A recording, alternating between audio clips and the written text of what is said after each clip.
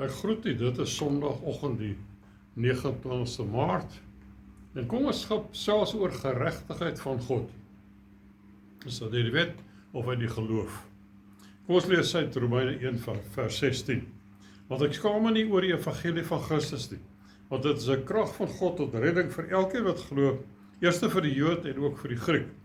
Want die geregtigheid van God word daarin geopenbaar uit geloof tot geloof, soos geskrywe is, maar die regverdige sal uit die geloof lewe. Nou kom ons praat oor die woord geregtigheid. In 'n morele verband beteken dit om reg te doen, iets wat regverdig is, iets wat billik is. In 'n godsdienstige verband om die regte verhouding met God te leef volgens sy voorskrifte. God is heilig en die mens is met sonde besmet. Hy is so gebore. En daarom kan die mens nie in daardie staat in 'n verhouding met God leef nie. Profeet Jesaja sê die mens se geregtigheid is soos 'n besoedelde kleed. Ek kan lees uit Jesaja 64 vers 6. Die Word Study Dictionary van die Griekse Nuwe Testament definieer die woord geregtigheid as die geregtigheid van God is die lewe wat God van die mens verwag. Om aan daardie verwagting van God te voldoen, moet die mens homself ten volle aan God oorgee en die geregtigheid aanvaar wat God as 'n geskenk aan hom gee. Die mens kan slegs aan daardie verwagting van God voldoen deur sy sonde te bely, sodat die bloed van Jesus hom kan skoon was en hy Jesus as sy verlosser aanneem in die geloof. So word hy dan 'n kind van God deur wedergeboorte wat gewerk word deur die Heilige Gees en hy leef God daarom op daai wyse God se verwagting uit. Sê Filippense 2 vers 12, daarom my geliefdes, soos julle altyd gehoorsaam gewees het, nie in my teenwoordigheid alleen nie, maar baie meer nou in my afwesigheid, werk julle eie heil uit met vrees en bewing. Die woordjie daar heil kan ook as saligheid vertaal word, of salvation in die Engelse teks. Dit beteken verlossing van sonde en sy geestelike gevolge weer ingesluit te word in die liggaam van Jesus Christus en daardeur toegang te hê tot die ewige lewe in die koninkryk van God. En Filippense 2 vers 13 sê, want dit is God wat in julle werk om te wil, sowel as om te werk na sy welbehae. Dit is God wat in julle werk, sowel as om te werk, dit is God wat in julle werk om te wil, sowel as om te werk na sy welbehae. Om geregtigheid en saligheid is totaal afhanklik van God en sy werking in ons deur die Heilige Gees. En God doen hierdie werk tweeledig in ons. Dit is om te wil en om te doen. As jy aanhoudend alles doen wat jy wil, dan skor daar iets in jou verhouding met God. Want dit doen jy wat God wil nie, maar wat jy wil.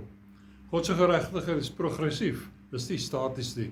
Die kind van God groei daarop en groei daarin in Christus Jesus.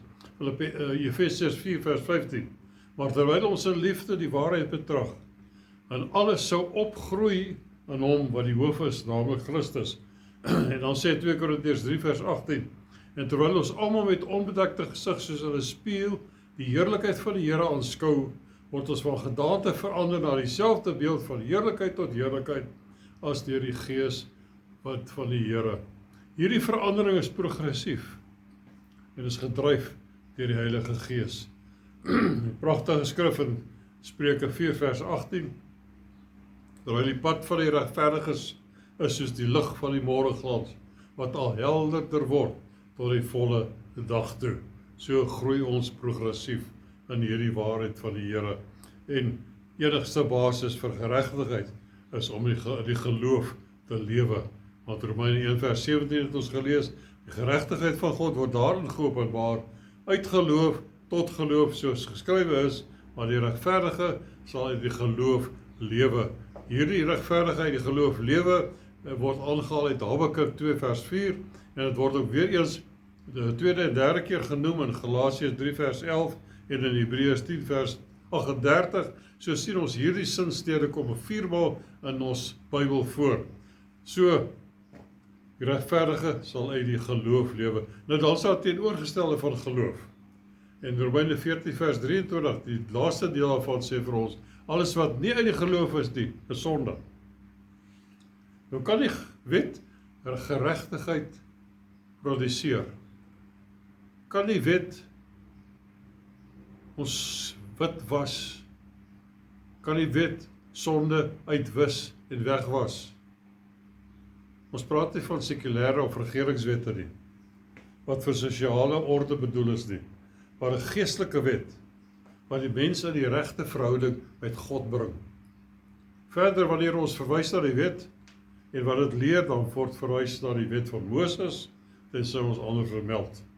As ons oor die breë spektrum van die Christendom kyk, dan vind ons verskeie forme van geestelike wette. Romeinse wette, wette deur verskillende denominasies ensovoorts, wat hierdie groepe as noodsaaklik beskou om in God se geregtigheid te leef. Is dit moontlik? Nou wat van genade? Genade word beskryf as iets wat gratis deur God aangebied word, deur geloof ontvang word, en wat nie verdien of voorgewerk kan word nie. Dis die kort definisie van genade. As jy enigiets het waarvoor jy gewerk het, of wat jy voel jy verdien het, is dit nie genade nie. Daar is slegs twee tipes van godsdienste in die geskiedenis van die mens. Die een is waarvoor jy gewerk het, of wat jy verdien het. Die ander is uit genade, gratis ontvang deur die geloof. Elkeen wat hierdie godsdienste sien, en ons sien dit afspeel, reg in die begin van die mens, in die geval van Kain en Abel. Abel se godsdienst was die van geloof, terwyl Kain se die van werke was, en daardeur die nut vir genade ontken het. As ons verwys na die wet van Moses, sien ons twee basiese feite. Die wet van Moses is deur God gegee op 'n punt in die mens se geskiedenis. Dit was 'n enkel volledige wet. Hulle wat hulle geregtigheid deur die wet van Moses gesoek het, moes die hele wet, elke oomblik, elke dag onderhou. Dit was alles of niks. Jesus het die wet van Moses op 3 wyses vervul. Hy het die wet in sy volkomenheid gehou. Hy het al die profesieë vervul. Hy het die laaste skuld van die wet betaal wat die wet vereis het. Dit was sy dood. Romeine 10 vers 4. Want Christus is die einde van die wet tot geregtigheid vir elkeen wat glo. Jesus se dood aan die kruis het vir altyd die vereiste van die wet om geregtigheid te bewerk opgeskort. Kinders van die Here is nie onder die wet nie, en hulle word uitdruklik gewaarsku om nie terug te gaan na die wet van Moses nie, om sodoende hulle geregtigheid daardeur te probeer verkry nie. Galasiërs 3 vers 2 sê Paulus, dit alleen wil ek van julle weet, het julle die Gees ontvang uit die werke van die wet, of uit die prediking van die geloof? Wet van Moses was nie gegee om geregtigheid te verkry nie, maar om sonde te openbaar, om mense gevalle natuur bloot te lê, om die mense aan Jesus te lei, om Israel as 'n uitverkore volk te merk, slegs vir God se doel. Die wet bring God se wraak op sonde. Dit bring veroordeling.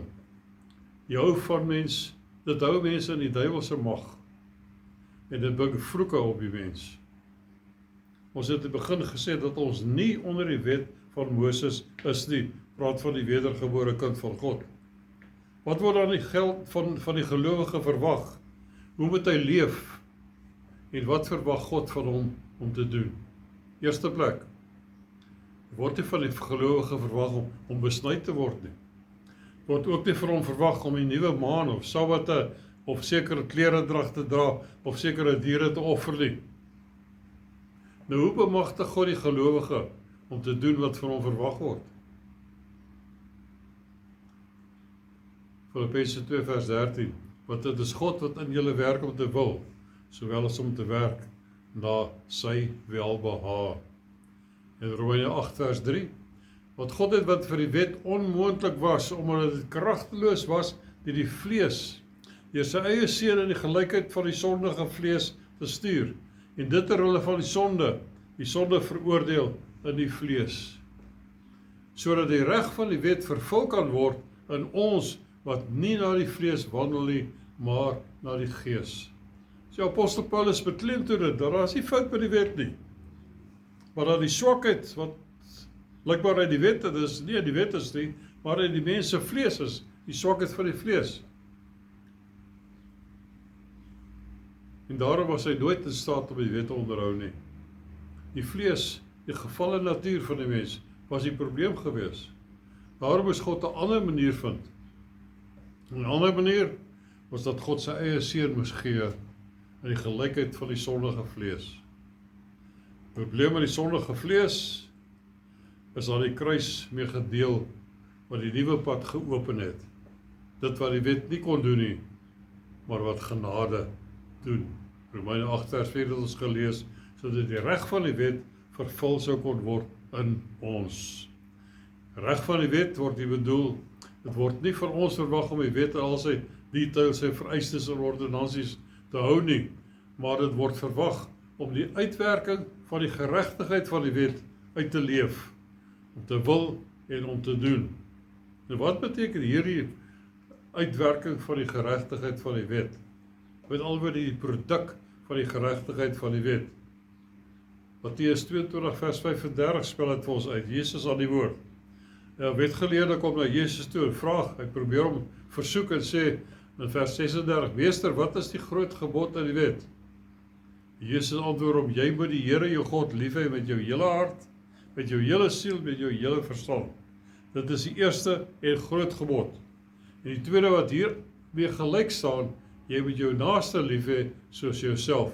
Aan hierdie twee gebooie hang die hele wet en die profete.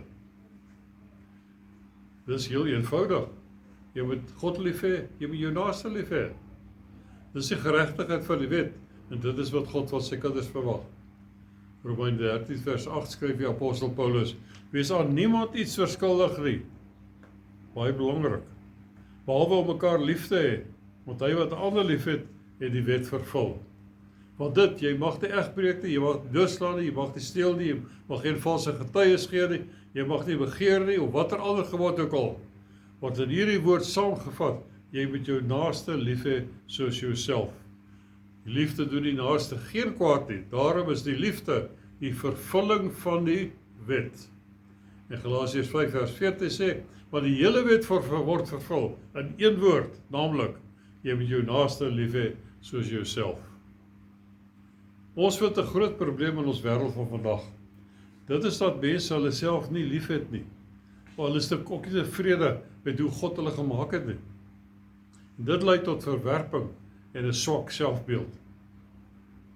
Galasiërs 5 vers 22, dat die vrug van die Gees is liefde, blydskap, vrede, lankmoedigheid, vriendelikheid, goedheid, getrouheid, sagmoedigheid, selfbeheersing.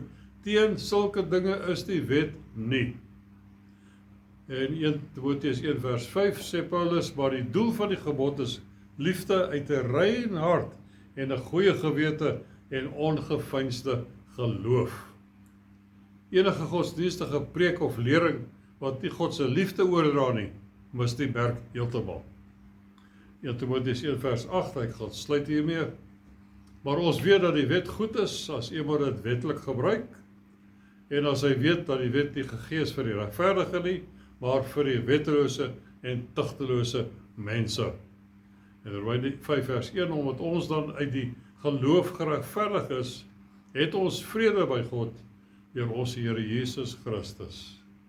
So as ons dan geregverdig gemaak is deur die geloof in Christus, dan is ons die wet nie op ons van toepassing nie. Die Here seën u. Amen.